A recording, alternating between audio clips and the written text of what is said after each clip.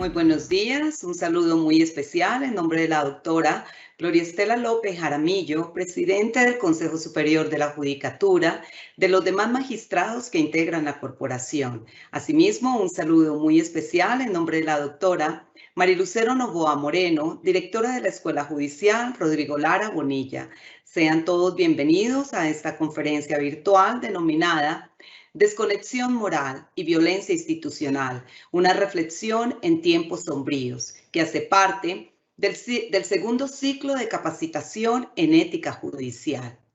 La desconexión moral es un término creado por el psicólogo Albert Bandura en el año 1999 para explicar el proceso mediante el cual una persona se convence a sí misma que los estándares éticos y morales no se aplican a ella en un contexto particular.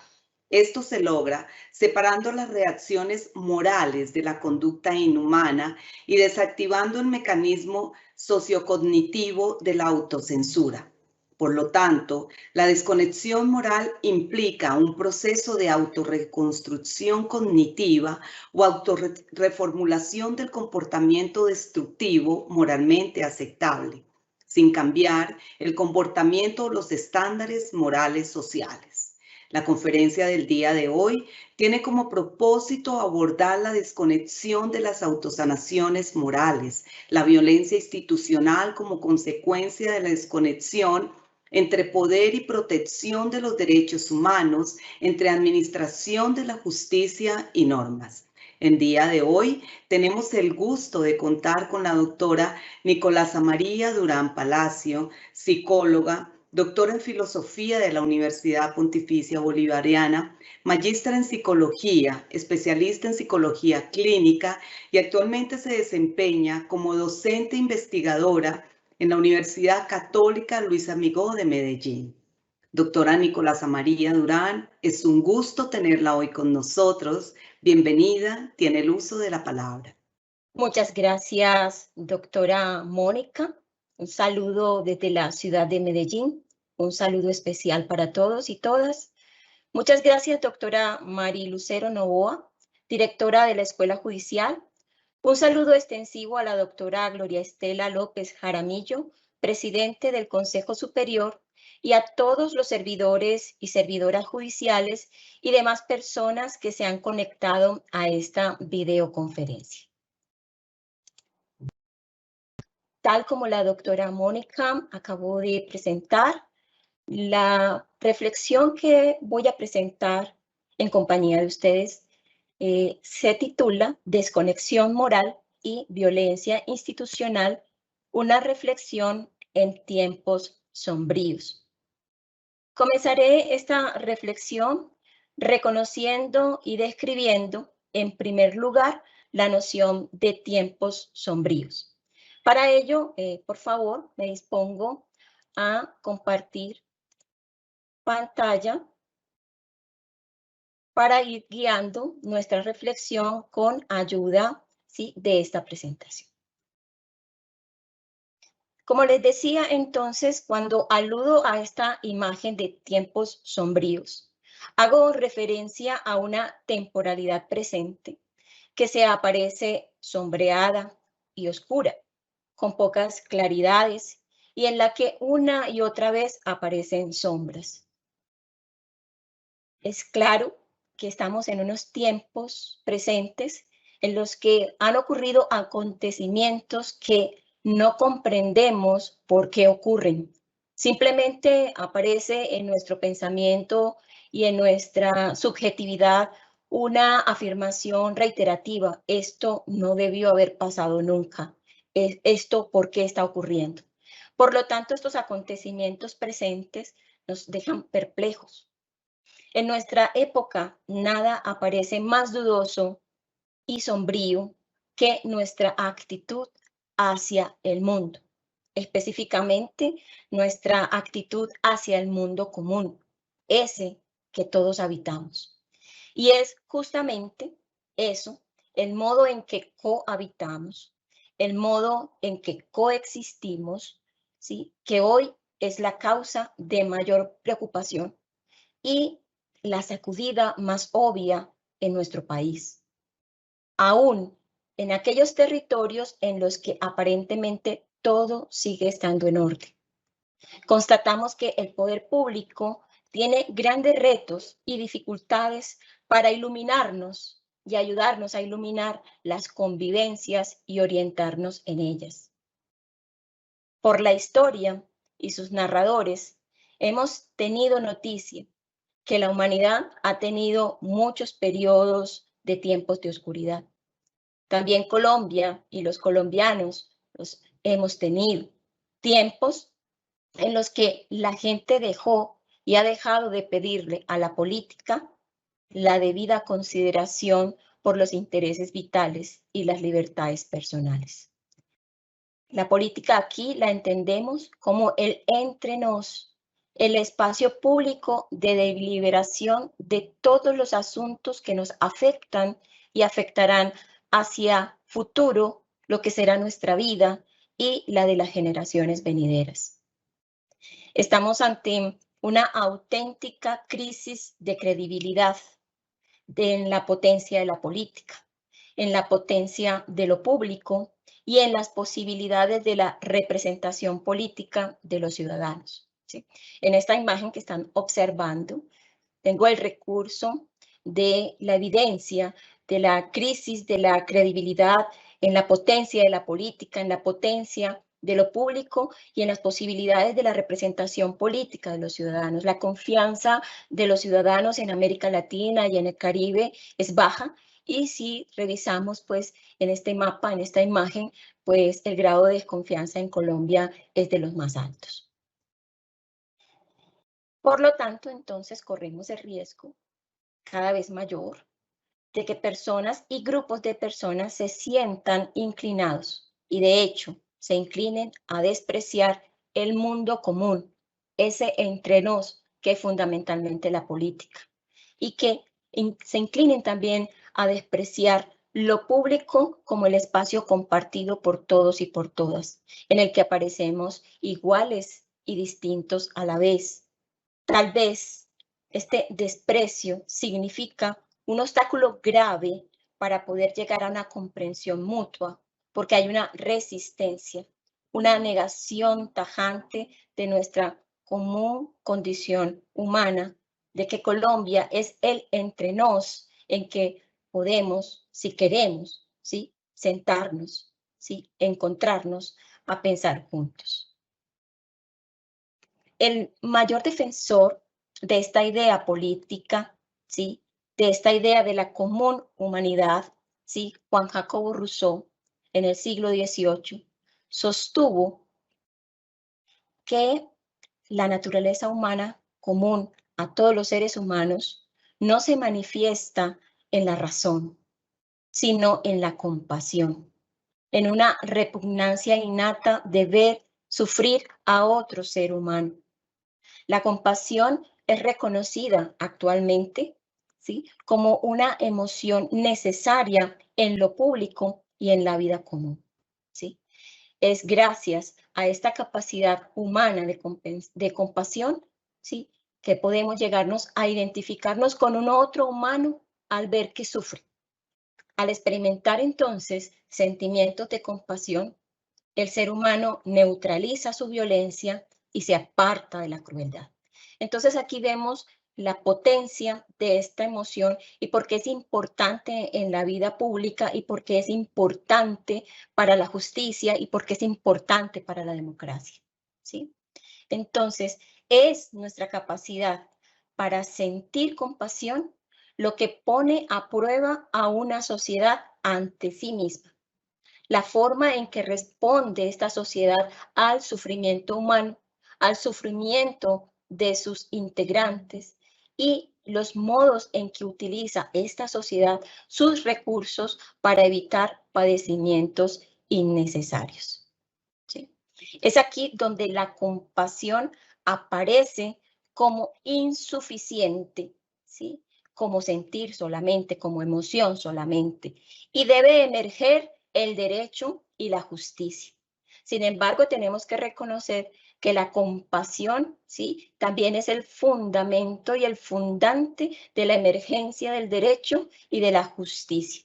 Porque de la compasión tenemos que pasar, ¿sí?, a vernos y reconocernos como sujetos de derechos y como sujetos de deberes.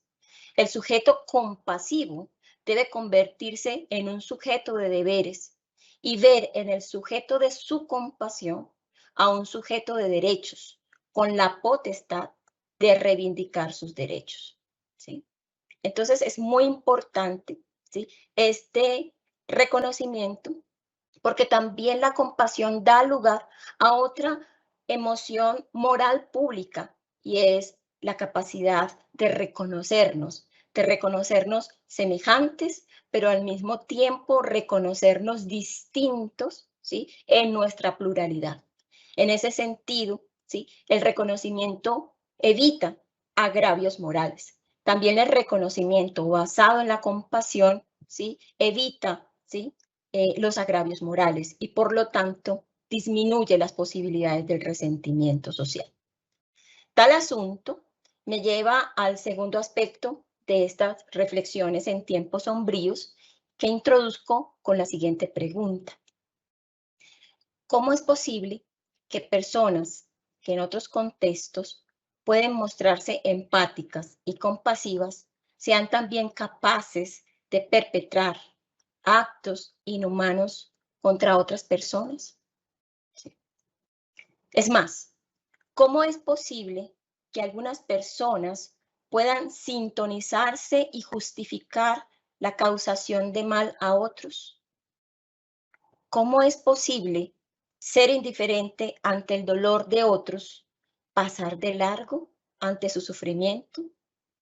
Esto puede ocurrir, de hecho, ocurre, porque los seres humanos podemos realizar una serie de maniobras cognitivas, maniobras en nuestro pensamiento para justificar a nosotros mismos, justificarnos a nosotros mismos y justificar ante otros o intentar justificar ante otros que las acciones cuestionables como moralmente malas, éticamente incorrectas e indeseables eran necesarias, inconvenientes, por ejemplo, para defender ideales, instituciones, costumbres, tradiciones, mantener el orden social y así presentarlas como buenas y necesarias y convenientes.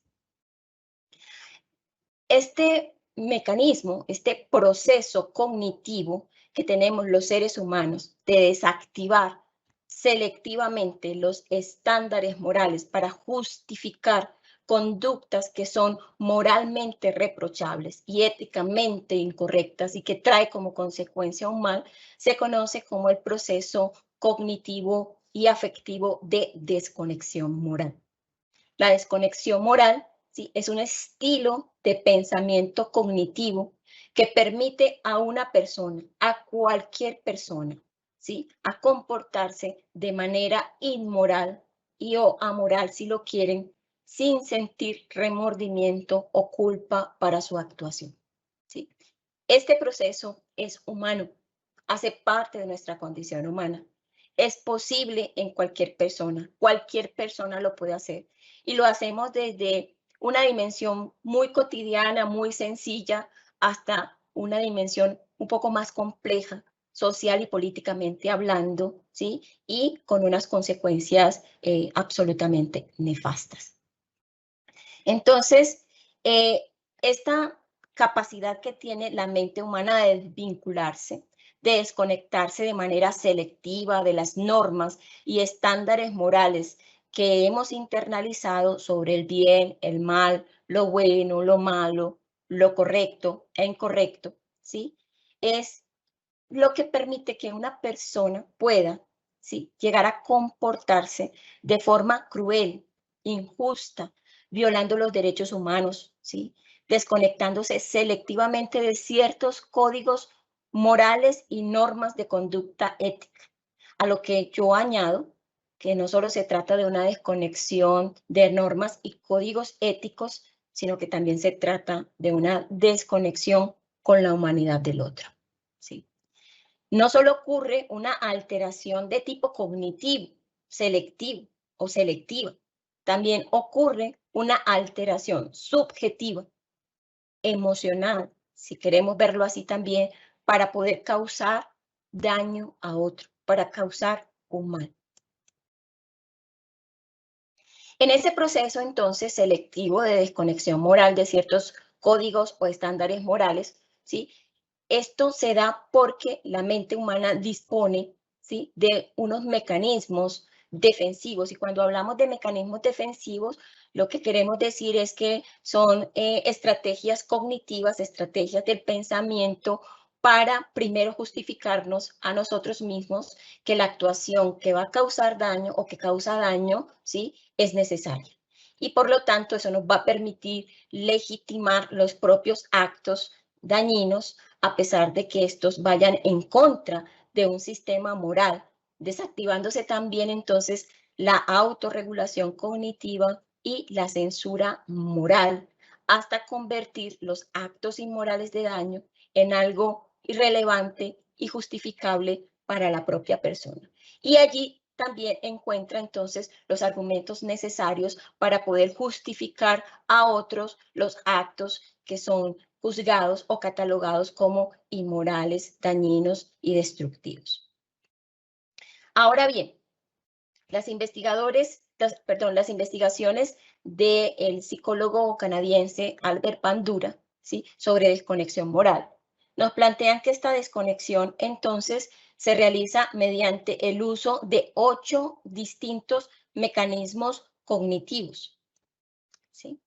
Esta desconexión moral se da de manera progresiva, es decir, nosotros gradualmente, ¿sí?, si no tenemos procesos de autorregulación, si no hay sanciones de tipo moral, si no surge la emoción del remordimiento y de la culpa, ¿sí?, el proceso de desconexión moral puede irse dando de manera progresiva, de menos a más.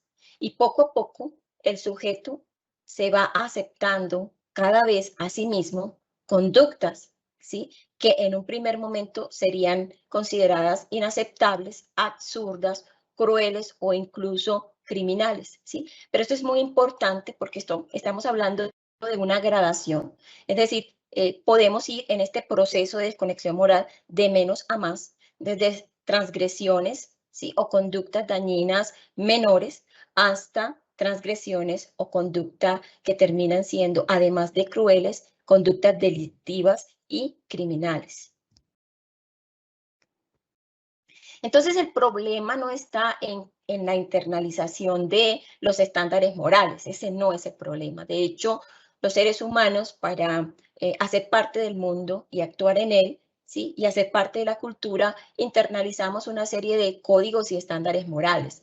El problema no está en ese proceso de internalización, el problema está en que la mente humana es capaz de desactivar selectivamente estos estándares morales, estos códigos morales en ciertos contextos, de tal manera que la autocensura, es decir, la culpa o el remordimiento, la autorregulación moral se suspende y por lo tanto entonces la persona, ¿sí?, al suspender la autorregulación, al no aparecer la culpa, puede desactivar un estándar moral y realizar una conducta, ¿sí?, moralmente cuestionable, moralmente reprensible y éticamente cuestionable, y la consecuencia trae daño, dolor y sufrimiento a otras personas.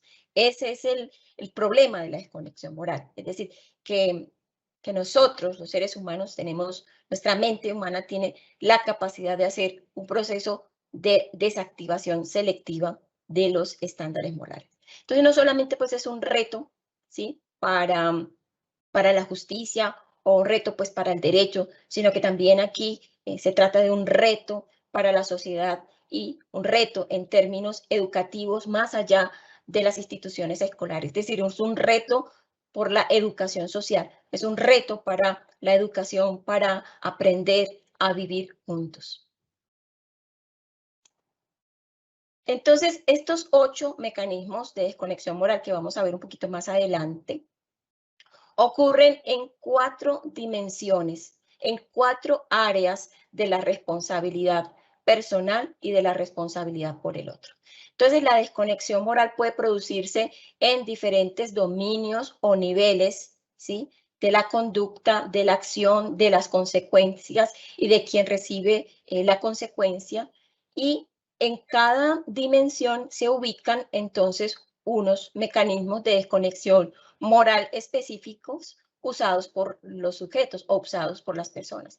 Entonces tenemos que una primera dimensión de la desconexión moral en donde ocurren mecanismos de desconexión moral es en el lugar de la conducta, ¿sí? Los psicólogos hablamos de locus de conducta, pero realmente lo que queremos decir que ocurre en la conducta. Entonces, ese mecanismo o esos mecanismos de desconexión moral operan, ¿sí?, para suspender selectivamente el estándar moral de la pregunta de quién es el responsable, quién fue el agente que causó el mal, que causó el daño, ¿sí?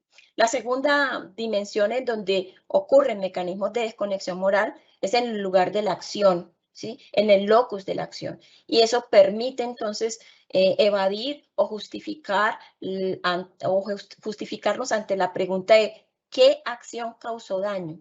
¿Qué hizo usted? ¿Sí? ¿Sí? ¿Qué causó daño? O eso que hizo usted causó un daño. La tercera dimensión de la desconexión moral en donde pueden ocurrir o donde ocurren mecanismos selectivos de desatención moral es en el locus del resultado o en el lugar de las consecuencias, ¿sí? ¿Qué tipo de daño causé? Es decir, con esa acción que realicé y que causó daño, ¿qué tipo de daño? ¿Cuál fue el resultado de esa acción ejecutada por el agente responsable? Y la cuarta dimensión de la desconexión moral es el locus del receptor de las acciones, es decir, quién fue la víctima, a quién dañé, a quién causé mal, ¿sí? Entonces, estas cuatro dimensiones, ¿sí?, aluden a un compromiso moral, ¿sí?, a una responsabilidad moral que tenemos los seres humanos cuando vivimos con otros, y son preguntas que tienen una dimensión ética trascendental, ¿sí?, y que tienen una conexión con el derecho, que tienen una conexión importante con la justicia y con la agencia moral, y es quién es el responsable, qué tipo de acciones causan daño, ¿sí?, qué tipo de daños causan ciertas acciones y por qué hay que restringirlas, ¿sí?, por qué hay que cuestionarlas, ¿sí?, por qué no hay que permitirlas, por qué hay que ponerle un límite incluso desde el punto de vista educativo, desde el punto de vista del acompañamiento en la crianza, pero también hay que poner un límite desde el punto de vista de la justicia. Y la protección a quienes viven con nosotros, quienes comparten el mundo común, tal como yo les decía. Es decir, necesitamos también proteger a los otros porque toda acción dañina, ¿sí?, llega, ¿sí?, a un otro a quien se le puede causar mal. Entonces, esta es la dimensión de la protección, ¿sí?, de la compasión, ¿sí? Por eso la compasión desactiva los niveles de violencia que tenemos los seres humanos y nos aparta o nos aleja de la crueldad, pero también aparece el derecho, ¿sí?, como un recurso que tenemos como sociedad para protegernos los unos de los otros y para garantizar convivencias libres de todo tipo de violencias. Como les decía entonces, las investigaciones de Albert Bandura sobre los mecanismos de desconexión moral han planteado que se llega a el proceso gradual de desconexión moral a través del uso de 8 mecanismos cognitivos, ¿sí? El primero de ellos, ¿sí?, vamos con la imagen hacia el círculo del fondo. El primero de ellos, la justificación moral. El segundo, el lenguaje eufemístico. El tercero, el desplazamiento de la responsabilidad. El cuarto mecanismo, la difusión de la responsabilidad. El quinto mecanismo, hacia afuera del círculo, minimización de las consecuencias. El sexto, la comparación ventajosa. El séptimo, la atribución de la culpa. Y el octavo, tal vez el más radical de todos, cuando digo tal vez, es el más doloroso, es la deshumanización, ¿sí? Entonces vamos a dedicarnos, ¿sí?, en los momentos siguientes a entender, a explicar cada uno de estos 8 mecanismos de desconexión moral.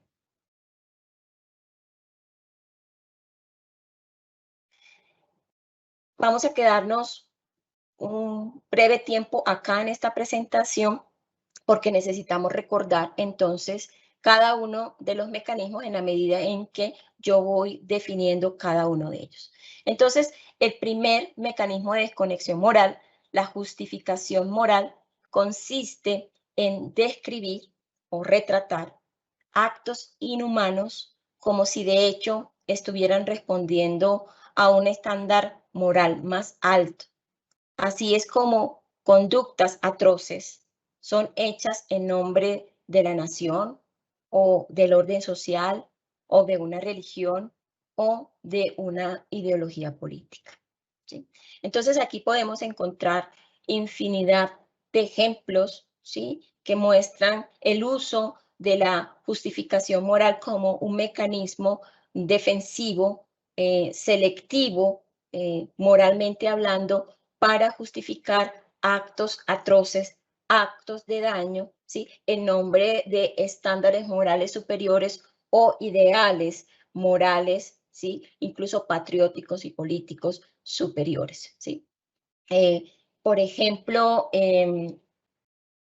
ante un asesinato cruel de desmembramiento de un cuerpo, ¿sí?, decir que el sujeto, la víctima, ¿sí?, tenía antecedentes penales, ¿sí?, y que por lo tanto, pues, no se sabe los móviles del asesinato, llega entonces a introducir el comportamiento y estos antecedentes penales pueden ser simplemente relacionados con el consumo de sustancias psicoactivas y llegan a presentar, ¿sí?, esta conducta de la víctima como algo indeseado socialmente y por lo tanto a justificar que este tipo de personas pues no estaba haciendo un beneficio para la sociedad, ¿sí? El segundo mecanismo de desconexión moral que tenemos a nuestra derecha dentro del círculo, ¿sí?, es el lenguaje eufemístico, que consiste en usar eufemismos, ¿sí?, incluso lenguaje técnico para describir o para encubrir también en ese lenguaje técnico, en esos eufemismos, la conducta que causó daño, ¿sí? Aquí lo que se hace entonces es usar un lenguaje técnico o inocuo con el fin de hacerlo tan terrible, reprochable, como algo aceptable. Entonces, podríamos utilizar el lenguaje eufemístico que se utilizó por parte de los jerarcas nazis durante la Segunda Guerra Mundial, que para hablar de los asesinatos a los judíos habló de asesinatos administrativos, ¿sí?, o crímenes colectivos. Ese es el uso entonces de un cierto tipo de lenguaje, de un cierto tipo de recurso lingüístico técnico para hacer pasar la conducta reprochable como inocua y para bajar el nivel de perplejidad que una noticia puede tener ante los espectadores. El tercer mecanismo de desconexión moral, ¿sí?, es la comparación ventajosa, ¿sí? Acá no estoy respetando pues tanto el orden que está aquí en la presentación, ¿sí?, porque esta distribución no tiene que ver con que se presentan de manera ordenada, simplemente los mecanismos ocurren, ¿sí?, y no tienen una jerarquía, ¿sí?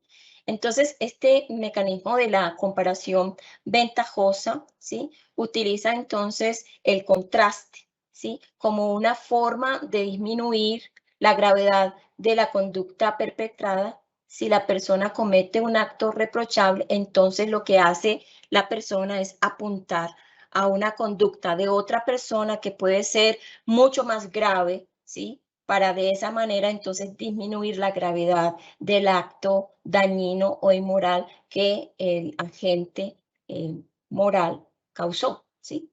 Entonces, se puede utilizar como ejemplo cuando un cónyuge maltratante, ¿sí? Que utiliza un lenguaje psicológico degradante, maltratante, que afecta la autoestima de su cónyuge o compañera, dice, pero agradezca que simplemente lo que yo hago es decirle cosas con rabia, pero yo a usted no le pego, ¿sí? Es decir, mire el vecino o mire fulano de tal, que en vez de decirle cosas a su compañera cuando está enojado, lo que hace es pegarle, es incluso mandarla para el hospital y que le den 15 días de incapacidad médica. Entonces, la comparación ventajosa es que se utiliza el contraste o la comparación. Entonces, busco una acción mucho más grave en términos morales o en términos de consecuencias dañinas y destructivas, ¿sí? Para hacer pasar la conducta reprochable que yo realicé, ¿sí? Como más inocua o de menor gravedad. ¿Sí? Y por lo tanto, entonces disminuye, obtenemos la fantasía de que disminuye la responsabilidad moral frente al hecho. El cuarto mecanismo de desconexión moral funciona desplazando la responsabilidad que yo tengo por haber causado un mal y se la asigno a una institución a la que hago parte, a un organismo o una organización a la que pertenezco. ¿Sí? Entonces, a ese mecanismo de desconexión moral se llama desplazamiento de la responsabilidad. Es decir, yo realicé el acto dañino y destructivo en función de mis labores en esta organización, en esta institución a la cual yo pertenezco. Entonces, aparece la falacia mental o la falacia cognitiva de que al actuar en el marco de una institucionalidad, ¿sí? Yo no soy el sujeto responsable o el agente moral que causó el daño, sino que la responsabilidad pasa o se desplaza hacia la institución, la organización a la que yo pertenezco laboralmente. Y no necesariamente es una organización de tipo laboral, también puede ser hacer parte de un clan familiar o hacer parte de un grupo religioso, ¿sí? Es decir, el desplazamiento de la responsabilidad ocurre cuando el sujeto se siente o el agente moral que ha causado daño se siente resguardado o respaldado por pertenecer a una institución, a un organismo, a una organización o incluso a un grupo. Y esto también ocurre cuando se cometen también delitos, por ejemplo, en bandas o en grupos al margen de la ley. Es decir, esto yo lo realicé en el contexto de la actuación de una pertenencia a una organización criminal. Y entonces esa organización criminal tenía una estructura organizativa y jerárquica de tal manera que yo no soy el responsable, sino toda esta organización. El quinto mecanismo relacionado pues con la desconexión moral, ¿sí? También tiene que ver un poco con el mecanismo del desplazamiento de la responsabilidad, pero acá lo que se trata es de difuminar, ¿sí? La responsabilidad. Entonces, consiste en tomar la responsabilidad individual y dividirla entre el grupo o los participantes de la institución en el momento en que ocurrió el acto dañino o destructivo, ¿sí? A este mecanismo de desconexión moral se le conoce como difusión de la responsabilidad o difuminación de la responsabilidad entre los integrantes de la organización, del grupo a el que yo pertenezco. También tiene entonces la falacia mental, ¿sí? De que si yo actúo junto con otros integrantes de la organización, aunque la organización en un momento determinado me pueda desautorizar, ¿sí? No seré yo solamente el sujeto responsable, sino que la responsabilidad se difumina o se difunde entre todos los que estaban allí en el momento en que aconteció, ¿sí? el suceso dañino. Esto de alguna manera alivia la carga de las acciones, ¿sí? Y las divide o se tiene la falacia o el individuo tiene la falacia o los individuos del grupo tienen la falacia de que al realizar la acción en manada o hacer la acción en grupo, ¿sí? La carga de la responsabilidad se divide y se distribuye entre el grupo que perpetró estos actos dañinos y destructivos, ¿sí? Por ejemplo, si un grupo, ¿sí?, tortura o le da una golpiza a alguien de los miembros del grupo, entonces percibirán al grupo como responsable y la responsabilidad individual, ¿sí?, queda atenuada o difuminada. En el peor de los casos, simplemente, ¿sí?, no existe un culpable, ¿sí?, porque todos asumen, ¿sí?, la supuesta responsabilidad por el acto de daño. El sexto mecanismo de desconexión moral consiste en desestimar las consecuencias de los actos terribles o dañinos o inhumanos, ¿sí? A esto se conoce como minimización de las consecuencias, ¿sí? Entonces, la persona que realiza los actos dañinos, las conductas negativas, moral y éticamente reprochable, minimiza sus consecuencias y reduce también el alcance que realmente estas consecuencias tienen, ¿sí? Entonces, no sé si ustedes recuerdan que durante un tiempo en televisión se promocionaba una propaganda para prevenir el maltrato conyugal o el maltrato de pareja, ¿sí? Y para mostrar que se trataba pues de un delito, ¿sí?, que debía ser denunciado, ¿sí? Entonces aparece en esta propaganda la mujer con un ojo morado, evidentemente golpeado, hablando con su madre, es más, mintiéndole, diciéndole que estaba muy bien y que su compañero, su esposo, era un muy buen marido, ¿sí? Cuando él llega, ella cuelga la llamada telefónica y él le toma el rostro y le mira el ojo morado y le dice: ¿sí te das cuenta lo que me haces hacer? ¿Sí? Bueno, pero ya estás mejor, ¿sí? Entonces, en este ejemplo aparecen dos tipos de mecanismos de desconexión moral, ¿sí? Minimización de las consecuencias es que ya estás mucho mejor, ya el morado se está disipando, pero también cuando le dice, si te das cuenta lo que me haces hacer, está utilizando otro mecanismo de desconexión moral que se llama atribución de la culpa, ¿sí? Que es el séptimo mecanismo de desconexión moral, que se basa en hacer creer incluso y hacer pasar, ¿sí?, a la víctima como la principal responsable de que el sujeto que causó el mal haya cometido ese acto inmoral, ¿sí? Entonces, uno lo escucha también muy comúnmente en el argot callejero, sobre todo el argot entre transgresores de la ley penal, especialmente en adolescentes infractores de la ley penal, que son sorprendidos por hurto o son apresados por hurto, y cuando se le pregunta por el hurto realizado, por ejemplo, recuerdo un joven que decía, es que yo me robé esa moto porque quién le mandó a esa muchacha a dar papaya y a dejar la moto afuera de su casa y sobre todo haberla dejado con las llaves allí. Entonces, ella dio papaya, yo me la llevé, yo la necesitaba, ¿sí? Entonces, la propia conducta es vista como una reacción normal, derivada o atenuada por la situación y la consideración de que el otro merecía, ¿sí?, esa consecuencia o merecía ese trato, ¿sí? Es decir, si se da cuenta lo que me hace hacer. Es decir, usted me hace enojar y por lo tanto, como usted me hace enojar, usted se merece el golpe o se merece el maltrato. El octavo y último mecanismo de desconexión moral, que yo llamaría el más radical, el que incluso tiene relación con esta alteración de tipo subjetivo o de tipo emocional de la que hablaba al inicio, cuando hablaba de la desconexión moral, de la definición del concepto, es que la persona que comete el acto no compasivo, el acto de crueldad, el acto dañino, también tiene que sufrir una especie de alteración subjetiva emocional para llegar a considerar a una víctima, ¿sí?, como alguien no humano y por lo tanto justificar el acto dañino y destructivo. Es decir, también tiene que ocurrir un proceso de deshumanización, ¿sí?, en quien causa un acto de crueldad.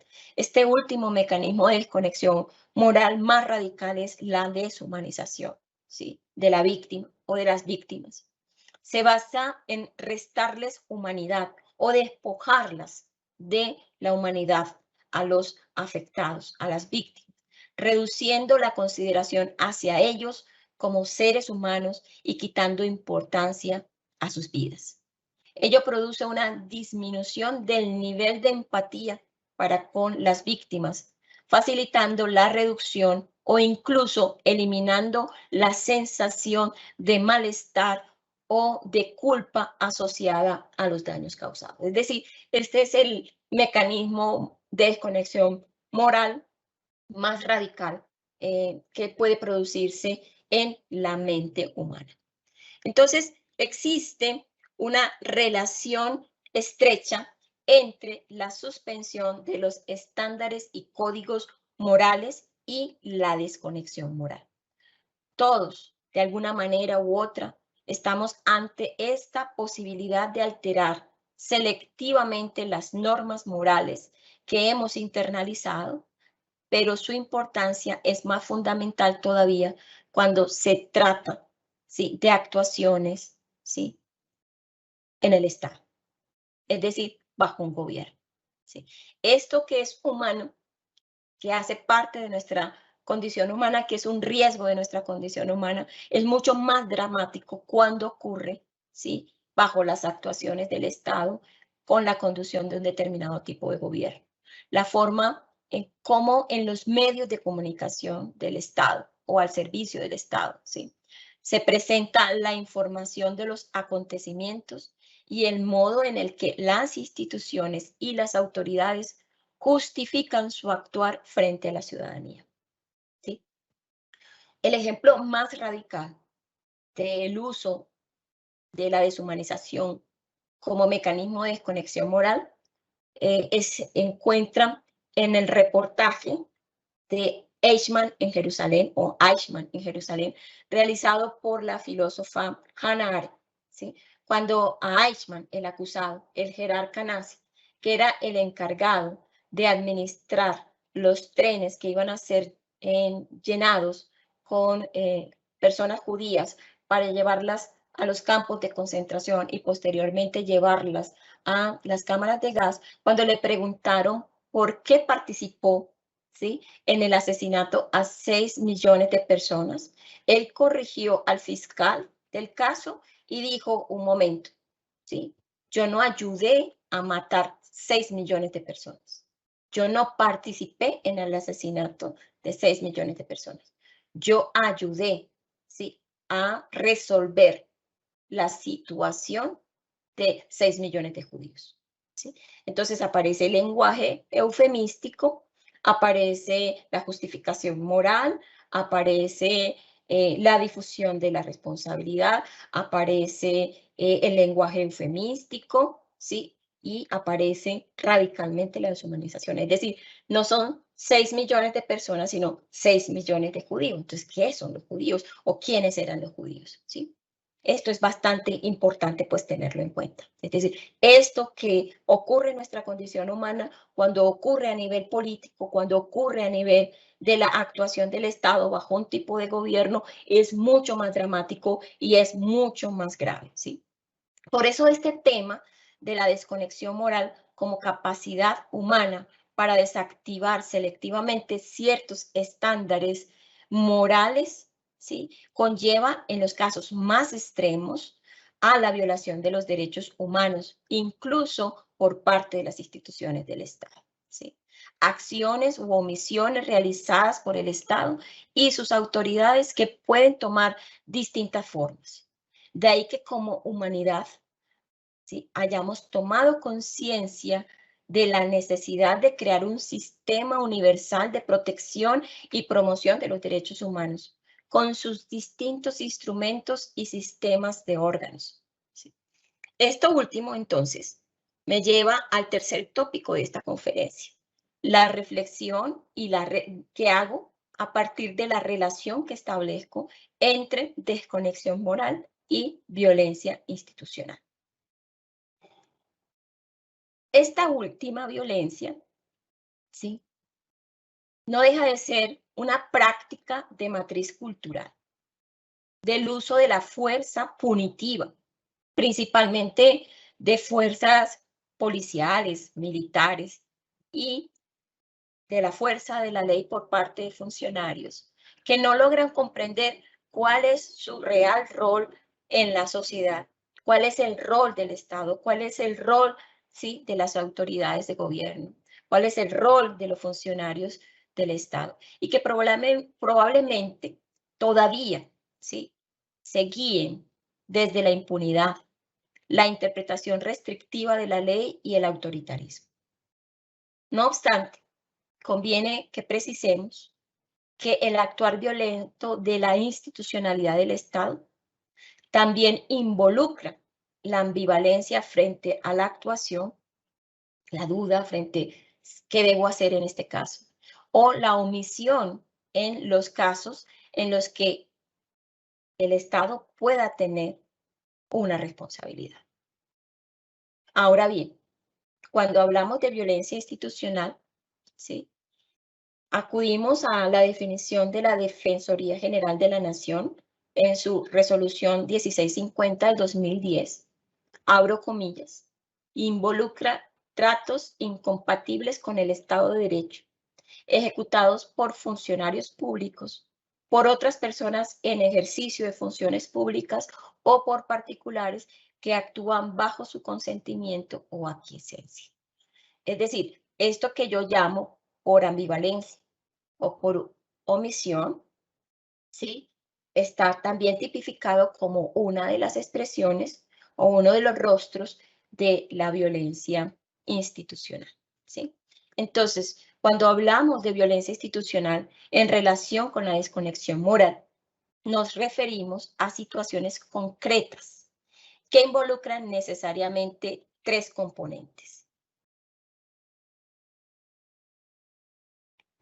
En primer lugar, las prácticas específicas de daño, violación de derechos, causación de mal, ¿sí? Estas prácticas son emitidas por un agente moral, ¿sí? Ese agente moral, para el caso que nos convoca en esta reflexión, ¿sí?, puede ser un funcionario público, ¿sí?, o alguien que represente a la institucionalidad del Estado en una función específica, que ejecutan tareas o prestan asentimiento por ambivalencia, por omisión o por aquiescencia frente a actos de daño, ¿sí? Y un tercer componente, las consecuencias de vulneración de derechos, victimización o revictimización o restricción de libertades, ¿sí? Entonces, cuando la literatura especializada sobre violencia institucional retoma estos tres componentes de la violencia institucional, pues estos tres componentes conversan significativamente, ¿sí?, con las dimensiones en las que ocurre el proceso selectivo de la desconexión moral. ¿Qué tipo de daño causó mal?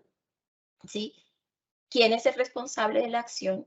¿Cierto? Y a quién causó daño y qué tipo de daño se causa, ¿sí? Entonces, este proceso, ¿sí?, necesitamos urgentemente, ¿sí?, reconocerlo. Reconocer que el proceso de desconexión moral es una posibilidad en nuestra condición humana, que necesitamos mucha educación, ¿sí?, que necesitamos organizarnos, ¿cierto?, como sociedad, ¿sí?, que tenemos ante nosotros como sociedad el reto de la compasión, pero que también como sociedad tenemos el recurso de la ley, el recurso de la justicia y el recurso del derecho, que tenemos una constitución política maravillosa, ¿sí? Entonces, tenemos muchos recursos para organizarnos como sociedad, ¿sí? Y para organizarnos desde procesos empáticos y procesos de compasión que den lugar a procesos de justicia, de un mejor vivir, de mayores libertades, ¿sí? Y de mayor protección por parte del Estado y quienes administran el Estado. Tal vez lo más complejo de aceptar es que las manifestaciones de la violencia institucional son prácticas que de forma sistemática están presentes en el accionar de lo público. Aun cuando el origen y la genealogía de estas prácticas resultan complejas de establecer, la impronta que ha dejado la forma particular en que los y las colombianas entendemos el lazo social que hace posible la vida común entre todos sobre bases equitativas es altamente problemática. Es decir, la violencia institucional hunde sus raíces en la forma como los colombianos y las colombianas hemos entendido históricamente el lazo social. Eso que hace posible la vida en común entre todas y todos sobre bases equitativas. Esto es altamente problemático y fundante de muchas de las actuaciones violentas, desde las más invisibles e invisibilizadas hasta las más crueles, ¿sí? Y más violentas que nos mantienen perplejos y que hacen que estos tiempos presentes sean tiempos sombríos. En síntesis, entonces, para ir concluyendo, la violencia institucional en Colombia o las violencias institucionales en Colombia, como algunos estudiosos prefieren llamarla, reflejan la forma en que nuestra sociedad desde muchos años atrás ha venido generando una serie de mecanismos de desconexión moral, porque entonces eso no solamente ocurre a nivel de un individuo, de un sujeto, de una persona, sino que los mecanismos de desconexión moral también ocurren en sociedades para que frente a ciertos seres humanos y frente a ciertos grupos humanos, especialmente vulnerables, diversos, no sintamos compasión y adicionalmente los consideremos sujetos desprovistos de humanidad como camino fundante para la justificación moral de la discriminación, la exclusión y la negación de derechos, además de culparlos de sus males en razón de su diferencia o de su diversidad o de su vulnerabilidad.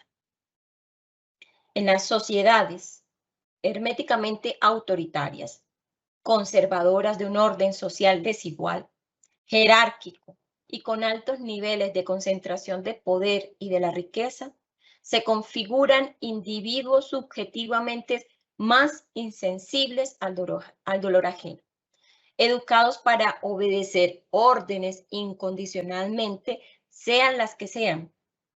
Actúan desprovistos de sentimientos de culpa y sin criterio moral confiable para diferenciar entre el bien y el mal. Este sujeto obediente o estos sujetos obedientes mantienen la creencia falaz de que su obediencia lo eximirá de la responsabilidad personal por el mal causado. Hasta aquí mis reflexiones sobre desconexión moral y violencia institucional, reflexiones en tiempos sombríos, ¿sí? Y le concedo la palabra a la doctora Mónica. Muchísimas gracias, doctora Nicolasa, y vamos al fragmento de preguntas. Primera pregunta, ¿por qué una persona puede cometer o participar en actos violentos o de daño a otros en contextos particulares que de otro modo o en otros contextos no realizaría? Bueno, como he venido insistiendo, el proceso de desconexión moral es una capacidad de la mente humana. Ocurre de manera selectiva, sobre todo cuando los seres humanos nos vemos enfrentados a realizar ciertas conductas que son consideradas éticamente reprochables y moralmente dañinas y destructivas, pero al mismo tiempo entramos en una contradicción subjetiva entre la causación de esa acción o la emisión de esa conducta y ciertos ideales o ciertos estándares morales que consideramos más altos, ¿sí?, que la compasión o la evitación de la crueldad. En ese sentido, entonces, para poder entonces actuar en nombre de esos estándares más altos, lo que ocurre es que se suspenden o se desactivan selectivamente ciertos estándares morales, ¿sí? Para poder entonces realizar la conducta que trae como consecuencia un daño. Siguiente pregunta, doctora. ¿Por qué y para qué pensar la violencia institucional como una manifestación de la desconexión moral en estos tiempos presentes? Justo porque necesitamos entonces poner a conversar la democracia con los derechos humanos. Tenemos que poner a conversar el Estado social y democrático de derecho con la educación moral. Última pregunta, doctora. ¿Qué tipo de reflexiones éticas y morales atraviesa el actuar humano en el contexto de la institucionalidad?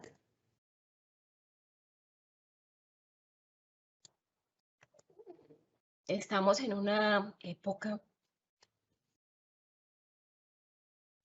en que necesitamos pensar un mundo común para todos, en donde todos quepamos. Y por lo tanto también necesitamos pensar este mundo para las generaciones venideras. Entonces, los estándares morales necesitamos mantenerlos y pasar las leyes y las normas por los estándares morales que nos permiten convivencias pacíficas, convivencias comunes, la protección del mundo y la protección de un mundo para las generaciones venideras. Nuestro agradecimiento especial a la doctora Nicolasa María Durán Palacio por su excelente explicación acerca de la desconexión moral y la violencia institucional en el ámbito del Poder Judicial, en donde los actores de la Administración de Justicia pueden llegar a consentir o provocar intencionalmente o no la violencia institucional, disimulando, justificando actos dañinos e inhumanos como hechos legítimos en un contexto de la legalidad estatal o bajo la forma de resoluciones jurisdiccionales y demás actos procesales, como bien lo dijo la doctora en esta conferencia. De igual manera, cómo la violencia institucional permite diluir las responsabilidades individuales de modo tal que los individuos que la implementan no se perciben a sí mismos ni son percibidos por la sociedad como responsables de la misma. Gracias a los servidores y a las servidoras judiciales y a todas las personas que actúan en el sector justicia que se interesaron en esta conferencia virtual. Muchísimas gracias. Una feliz tarde para todos.